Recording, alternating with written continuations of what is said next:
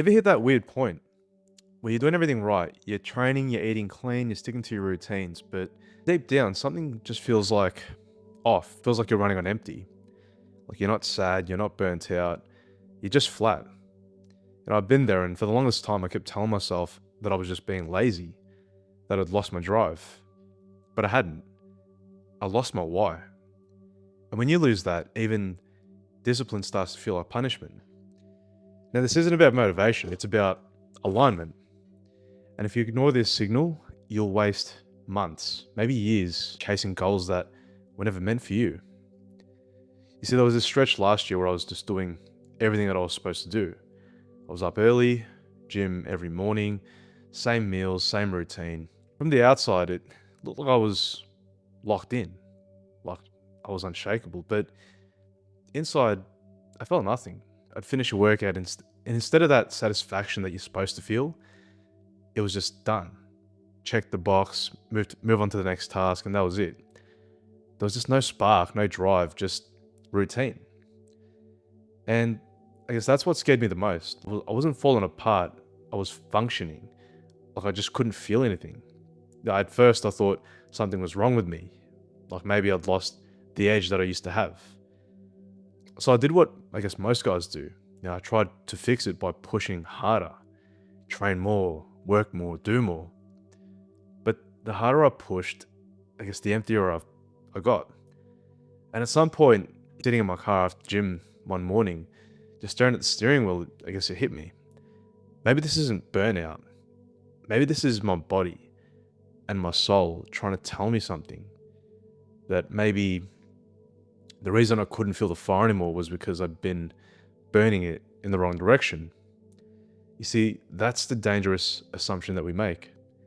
We think we've lost our drive. We think we're broken. But what's really happening? We're misinterpreting a spiritual signal as personal failure. You see, your soul isn't failing you, it's trying to redirect you. The turning point isn't when you find the motivation to push harder, it's when you finally stop pushing long enough to listen to what's actually happening inside you. So that's when I realized you don't really lose drive, you just outgrow the thing that used to give it to you. Now, drive doesn't disappear, it detaches. Well, think about it. When you were a kid, you didn't need motivation to play. You didn't need discipline to pursue things that lit you up. The energy was just there because you were aligned with what genuinely excited you.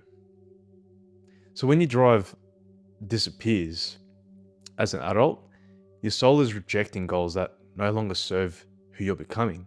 It's not gone, it's just refused to keep fueling something that doesn't serve you anymore. You probably felt this before.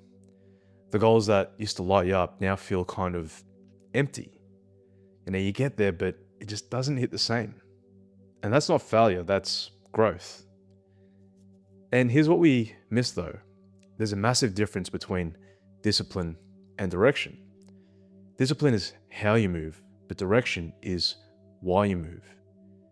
You can be incredibly disciplined, incredibly committed, grinding 100 miles per hour in the completely wrong direction.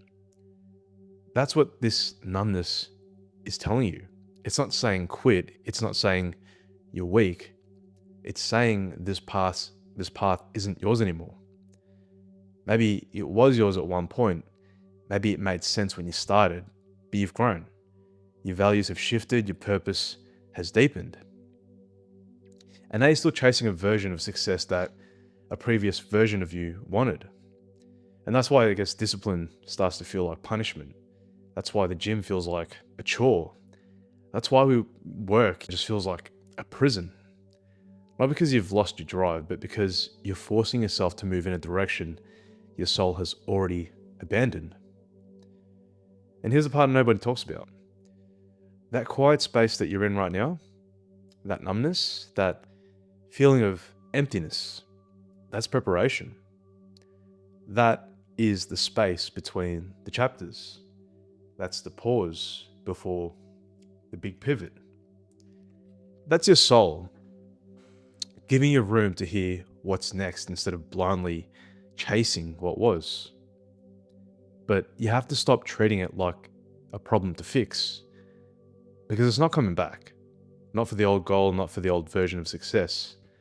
Something new is trying to emerge, but you can't hear it if you're still making noise trying to recreate what was. So how do you actually move through this? Because telling someone just realign is pretty much useless without a framework, and sitting in numbness forever isn't the answer either. So here's what actually worked for me. Step one, stop trying to force motivation back. Now this is the hardest part because it feels counterintuitive. Every fiber of your being wants to fix this. You want to watch a motivational video, you want to read a book, you want to find a new goal, do something to reignite that fire. Don't. It's just more noise. That's just more avoidance. See, the more you try to hype yourself up, the more you're fighting against the current. Your system is telling you it needs to restructure, and you're trying to pour caffeine on the problem.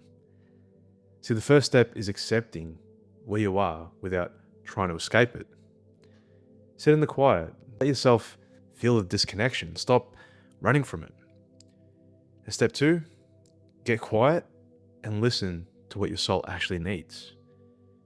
This isn't some woo advice. This is practical stuff.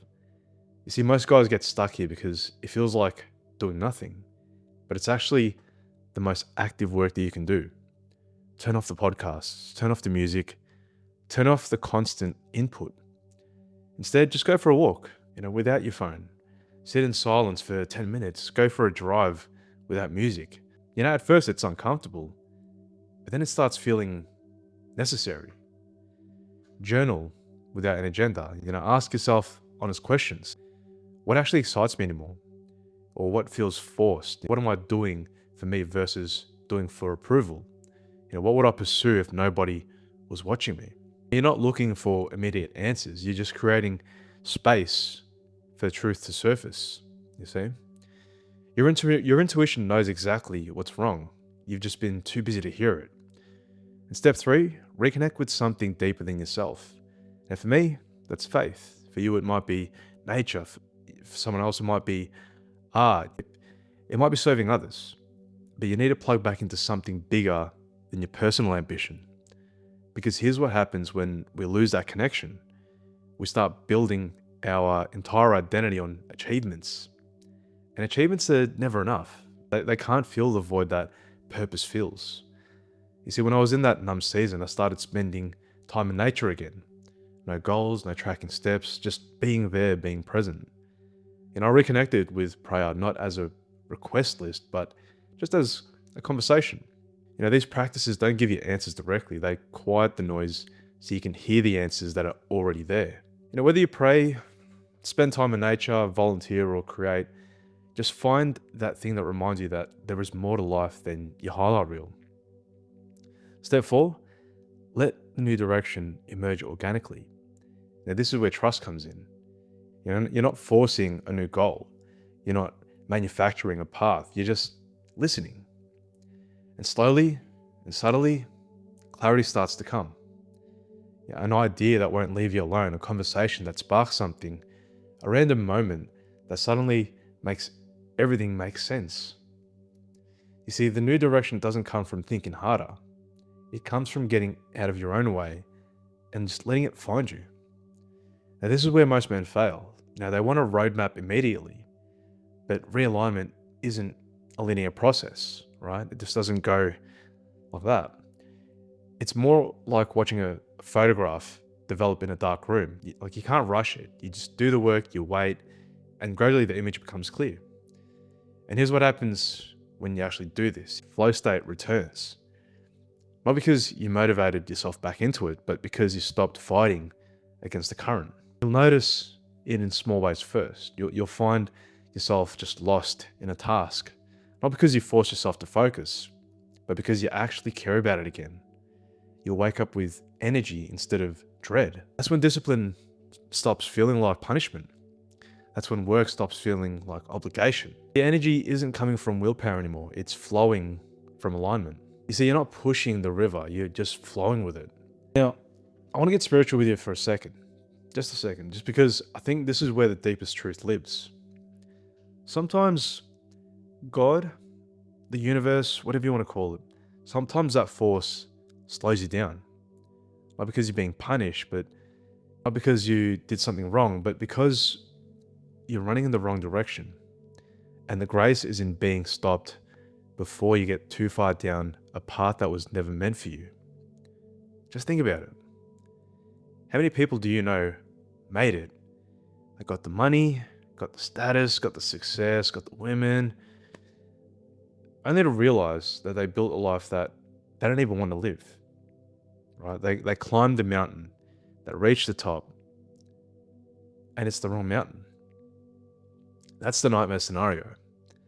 Not failing, but succeeding at something that doesn't fulfill you anymore. So when you lose your drive, everything goes quiet. When you feel stuck, what if that's actually divine intervention? What if you're being redirected before you waste years on a path that leads nowhere meaningful?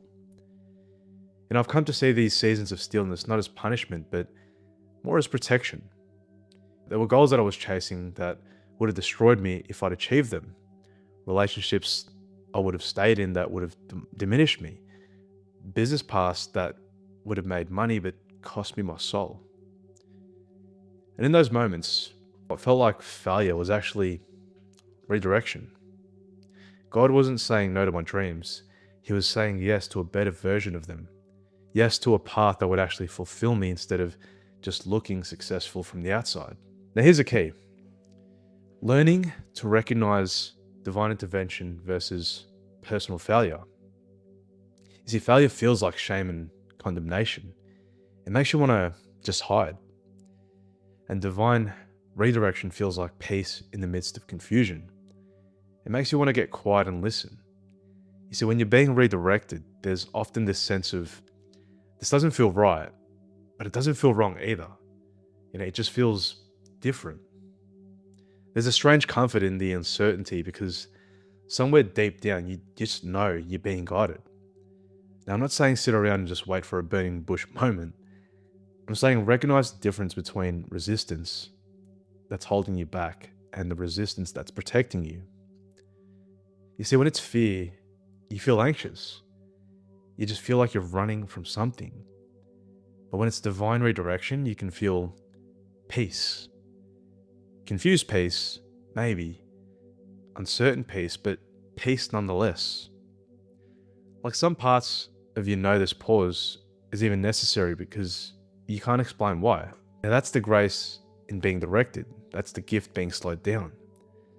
Not every door that closes is a rejection. Sometimes it's protection. Sometimes it's preparation. Sometimes it's God saying, not that way, this way. And the only way you get to turn around was to make moving forward feel impossible. Trusting this process requires a different kind of faith. It's not faith that God will give what you want, but faith that what He's guiding you toward is better than what you're currently chasing.